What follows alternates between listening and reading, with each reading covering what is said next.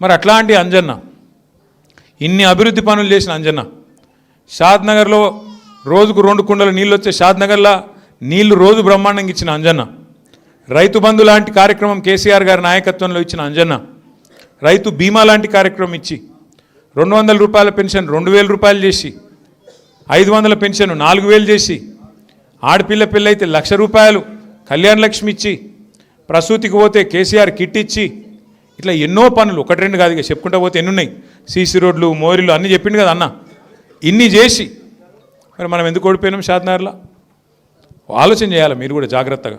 ఎందుకు అంటే ఒకటే ఒక కారణం నాకు తెలిసి, కేవలం మనలో మనకు ఐకమత్యం లేకపోవడు, మనలో మన పంచాయతీలు ఎక్కువై మన ఊర్లే ఇక అంజన్న ఒత్తగా సురేష్ పేరు పిలుతాడు అని రమేష్ బాధపడు, లేకపోతే ఇంకొక ఎల్లయ్య పేరు చెప్తే మల్లయ్య బాధపడు, ఆయన పేరు చెప్తాడు ఆయననే చెప్తాడు పో నాకు సంబంధం లేదు అని చెప్పి ఎక్కడోళ్ళు అక్కడ కొద్దిగా మనం కరెక్ట్గా పనిచేయకపోవడం వల్ల ఓడిపోయినాం తప్ప వేరేది మాత్రం కానే కాదు.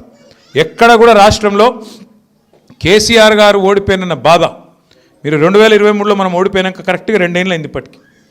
ఎట్లా బాధపడ్డారు జనం, అరే కేసీఆర్ సారు ముఖ్యమంత్రి కాదట అనే వరకు ఎక్కడోళ్ళు అక్కడ బీరిపోయిన పరిస్థితి, అయ్యో అట్లెట్లయిపోయా అనే ఒక పరిస్థితి వచ్చింది. ఇవాళ 2 ఏళ్ళు అయిపోయింది, చూస్తుంటేనే 2 ఏళ్ళు అయిపోయింది.